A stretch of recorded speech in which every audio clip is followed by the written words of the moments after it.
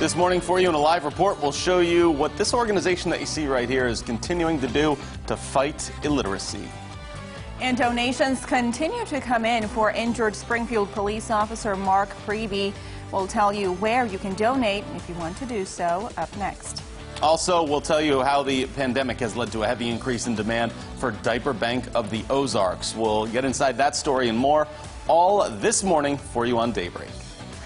Good morning. Thanks for joining us here on Daybreak. Today is Wednesday, June 10th. I'm Jennifer Abreu. And I'm Joe Morano. As we are cruising along in this first hour, still can't get over the fact that Michael Jordan can catch a 400-plus pound fish. That's right. Right? Yeah, well, it's all that drive, all that preparation throughout his life. And catch 23, I do believe the number helped him out a little bit. There's probably a little bit of that. Do you like fishing?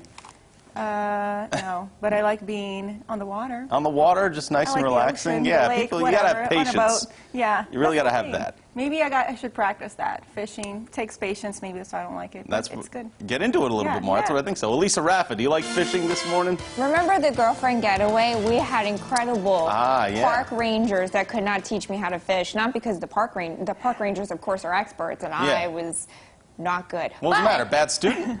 I just can't fish. But remember, we fished with Italian bread at that Italian restaurant. You were very excited about that. And the fish caught on real quick. So if the fish is Italian, then I think I can do it. Italian bread. I mean, who doesn't like that? So that makes it easier. You got to find the tricks. Yeah, got to be able to do that. How are we waking up this morning? People are going to want to fish today. It's windy out there, so we'll have maybe a better fishing day starting tomorrow. You're looking at a wind advisory until noon to the west of Highway 65, where some gusts up to 45 miles per hour are possible. Starting out with some dry conditions in Branson, we've got some sunshine and it is cooler. 59 degrees right now sends us about 11 degrees cooler in Branson. We're almost 15 degrees cooler in Springfield. It's 58 degrees in Springfield right now, 61 in Fort Leonard Wood, and 62 degrees in West Plains. Also very dry dew points in the 40s and 50s. Remember yesterday it was so soupy with that tropical air mass out there?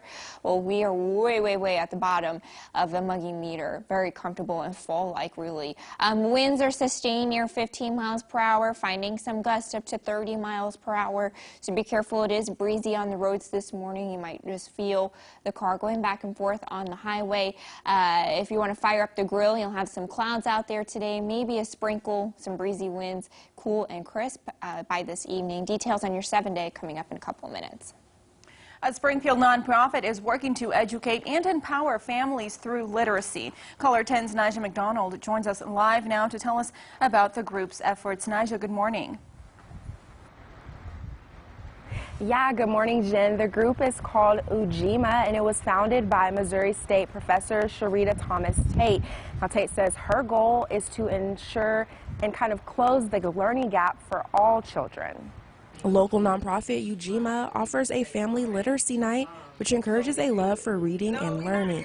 What I know is that we have gaps in achievement in reading throughout the schooling period, and so it's really important to start very early. In fact, Tate says the group serves children as young as birth.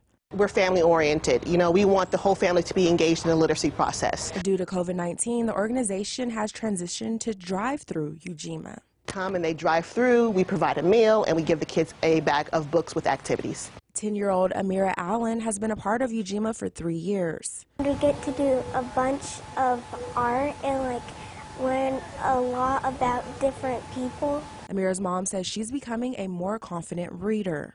We are learning Spanish, and so it's really neat to see her growing in her vocabulary. Allen says she enjoys being able to connect with other families. We can learn a lot from one another. You know, we all share different experiences, and during that mealtime, I feel it's kind of a good time to kind of engage with different families. Like the Hortons and their 10-year-old daughter, Ariel. I feel like I'm at school, but I'm really not. I'm at a camp. Ariel says she gets little reminders of what she learned during the school year at UGIMA. Tate includes a note in each bag about that month's books, as well as some ideas families are encouraged to focus on. Yeah, UGMA takes place the second Wednesday of each month right here at Turning Point Church. So cars will just drive right through this driveway, pick up their books and activities for the month. And that second Wednesday is actually today. So this will take place this evening at 6 p.m. Reporting live in Springfield, Nija McDonald, Ozarks First. Thank you, Nija. We continue to wait for an update on the condition of Springfield police officer Mark Preby.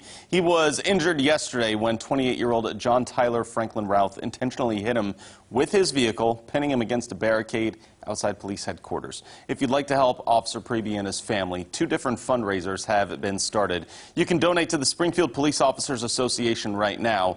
Also, a GoFundMe page has been set up. It currently has over $40,000 from over 550 people that have donated. Links to these sites are at ozarksfirst.com. Now, SPD is still investigating Routh's intentions. He was in the hospital after being shot during the incident, but now is booked in the Greene County Jail. In political coverage this morning, Governor Mike Parson is addressing civil unrest around the state in the wake of the death of George Floyd. The governor said blaming all of law enforcement is not the answer. He said he will continue to meet with groups and community leaders to address concerns highlighted by protesters. Governor Parson also said the use of force should be a last resort. Force should always be at a minimum until you have to use it. There should be a lot of other actions to be taken before you ever do force. And that's the training law enforcement officers go through. So I think if there's something there needs adjustment on it, we need to change the way we're doing business. On the COVID-19 front, Governor Parson said his administration will be announcing new information on the second phase of the state's Road to Recovery plan tomorrow. New this morning, we've covered a lot of issues families have come across during the coronavirus pandemic, and that strain can be more difficult for families with young ones. Diaper Bank of the Ozarks has taken notice and has been handling increased demand over the past several months. In times of need, Diaper Bank of the Ozarks is used to helping out. Our increase has happened throughout various service areas in the Ozarks. Though it may not look like it, it's led to some trouble keeping stock. In normal times, the amount of diapers that we have currently in our inventory might last about 2 months. So in pandemic times, we're not really sure what that looks like. The roadblocks come in different ways. I have had to ration diapers. Yet with increased demand comes new opportunities, like getting to partner with Life 360 Church to try and help more diapers reach families. We added the diapers a few weeks ago, and it over tripled. We were doing about 300 meals a day. It went to 1,000. With more partnerships, though, comes a greater need, which can be tough during a pandemic for founder Jill Bright, who started the organization in 2012. We have been more concerned at a local level of maybe a tornado or a flood. In fact, we did help with the West Plains flooding a few years ago, but a pandemic, no. This is brand new. In the event someone experiences issues with diaper supply, the bank has instituted a cloth diaper program to help others out. From birth to potty training, this pallet represents how many diapers somebody is going to go through, the disposable diapers. So from birth to potty training, this is how many disposable diapers somebody can go through. The average cost is going to be about $2,500. If you wanted to use our cloth loan program for absolutely free, this amount of diapers right here is what can get your baby done from birth to potty training. Kelly also says if you sign up for that program, you'll be asked to complete a course that will teach you what you need to know, and then the diaper bank will get cloth diaper kits emailed or mailed to your home. Kelly also tells us that as different agencies in the Ozarks are opening back up, distribution has increased over 20%. 11 cloth diaper kits have recently been given out. That's equivalent, though, to handing out between 80 and 100,000 disposable diapers. Thank you, Joe. We are starting out windy this morning. We've got some gusts up to 28 miles per hour in Springfield right now. Details on a few showers today and a nice stretch starting tomorrow coming up next. From Color 10 Ozarks First, Jennifer Abreu, Joe Morano, and weather with meteorologist Elisa Rafa. This is Color 10 News Daybreak.